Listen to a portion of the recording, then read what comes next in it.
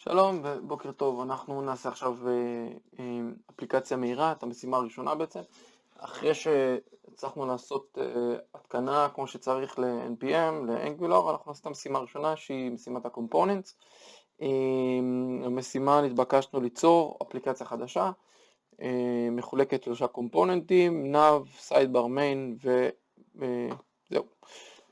אני אעשה בגלל, אני רוצה לתת פה דגש על הקומפוננטים, אז אנחנו נעשה את זה בסטאקביטס, נעשה על זה ניסיון, בעצם פותחים פה אפליקציה חדשה של Angular, ואז יש לנו פה ממש מדמיין לנו את ה-IDE, אנחנו נעשה פה, נשנה את השם, שיהיה יותר קריא, Angular, YA, Components, יופי, ועכשיו יש לנו פה גם URL מעניין שנוכל בהמשך לגלוש עליו ולראות מה נוצר.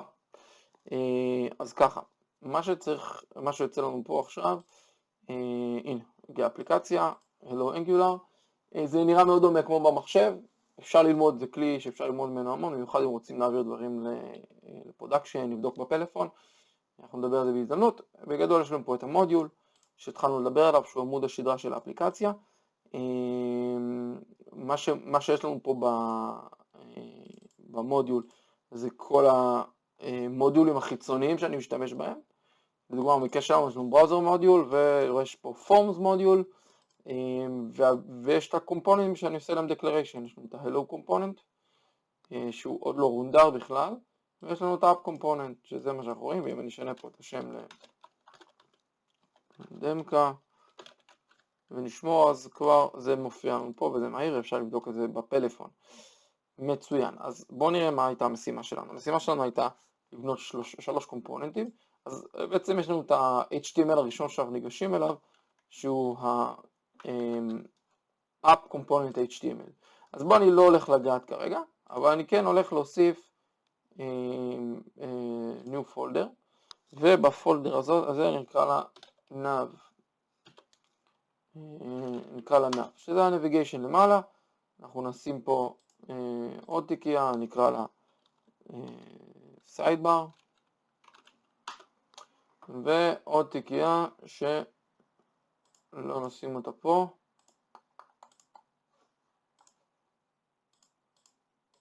עוד תיקייה פה שנקרא לה main. זה תכף יהיה ה-main component שלנו. יופי, אז איך אנחנו בונים component? כמו שאנחנו רואים, יש לנו app component, TS, HTML ו-CSS. אנחנו קודם כל נתחיל עם ה-nav, נעשה פה קובץ חדש, נקרא לו nav.component, component.ts. עכשיו, בגדול, זה אמור להספיק לנו. יש לנו את המבנה שאנחנו צריכים להביא קודם כל איזשהו import של component from Angular core, תקין, כן, יש לו כזה דבר, ואנחנו נעשה פה איזשהו decorator, שהוא בעצם מגדיר לנו את סוג האובייקט שאנחנו הולכים לבנות פה. זה אובייקט, ובפנים אנחנו הולכים להכניס כל מיני דברים. עכשיו, לא צריך לזכור את מה שאני עושה עכשיו באמת, אפשר לבוא לפה ולראות, ממש יעתיק את זה, ויש לנו פה את הקומפוננט. סלקטור זה מה שאנחנו צריכים, איך נקרא לו ב-HTML, איך נקרא לו לרנדר אותו, אז אנחנו נקרא לו app nav, זה גם בדרך כלל מה שיצא לנו. הטמפלט שלו בינתיים אני אשאיר אותו ככה, אנחנו נוכל לשחק עם זה עוד מעט, נעשה לו כאלה, וה-CSS שלו, אנחנו ניצור לו CSS, נקרא לו nav.component CSS, אפשר ממש להעתיק את זה ככה, ופה אני יכול לבוא ולהגיד לו, צור לי קובץ חדש, פה, קובץ חדש, סליחה, וממש, יש לנו פה את ה-CSS, יש לנו את הקומפוננט, זה מה שהולך להביא, ופה אנחנו צריכים עכשיו ליצור export class, ונקרא לה nav גדול component. יפה מאוד. וזהו, יצרנו את הקומפוננט הראשון. עכשיו, אם אני אבוא ויקח את ה-app nav, זה הטמפלט שלי, זה ה-URL, אני יודע שזה עוד לא נראה כמו שצריך, אבל בגדול זה ה-HTML שלנו. ומה שאנחנו נעשה עכשיו, וננסה לקרוא לו. עכשיו, אנחנו לא נצליח לקרוא לו, אבל בואו ננסה בכל זאת. אז אמרנו, קוראים לו app nav,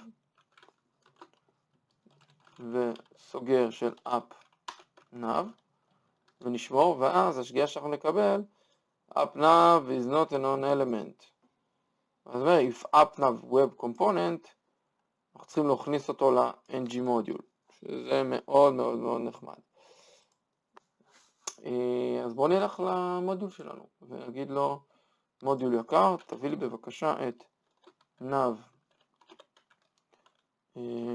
component, שהוא לא מזהה אותו, אנחנו נצטרך לקרוא לו import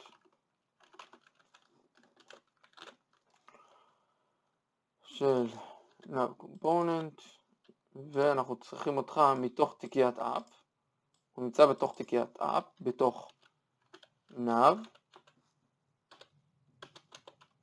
component, ותראו, זה עובד. בעצם תכלס הצלחנו להוסיף ידנית את הקומפוננט שלנו. אני חוזר, יצרנו אותו קודם כל, נתנו לו סלקטור, הלכנו ל-HTML וקראנו לסלקטור. זה לא הספיק. למה זה לא הספיק? כי כן היינו צריכים ללכת למודיול ולהוסיף אותו פה. אני יודע שיש כרגע שגיאות, אז זה יסתדר לו עוד מעט. זה רק בכאילו. ויש לנו את ה-Hello Declaration, והכל עובד. עכשיו אנחנו נעבור למיין שלנו, ואנחנו בעיקרון נעשה את אותו דבר, רק בואו קודם כל נבוא לפה ונעשה לו פה איזשהו HTML יותר יפה. ניתן לו פה איזשהו div,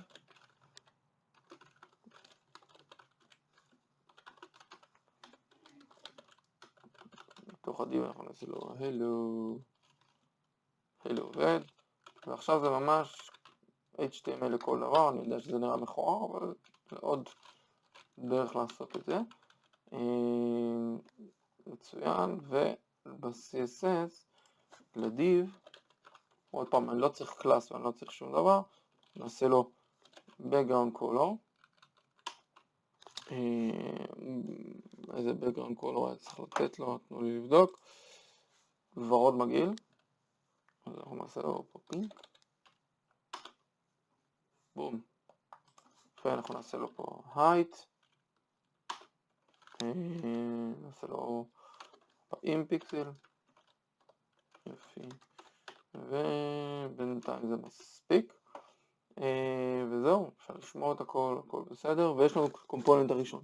בואו נעשה קומפוננט שני, נעשה את ה-sidebar, תוך ה-sidebar, עוד פעם, אנחנו נעשה לו sidebar נקודה component נקודה TS. גם פה אנחנו נלך לנב, תביא לי את כל זה, שמור לי, זה יהיה sidebar, up sidebar, ופה sidebar נקודה component. זה קובץ שאנחנו צריכים ליצור.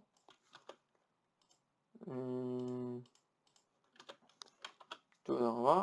וגם פה אנחנו נעשה איזשהו div ממש אותו דבר, ואנחנו נעשה לו background color, זה yellow.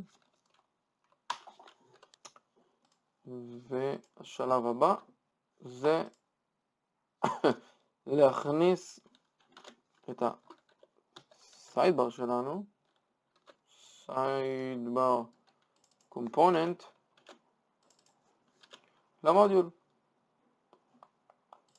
פה, שימי בבקשה גם את ה-sidebar component, sidebar שלי מגיע מאותו מקום כמו ענב, רק קוראים לו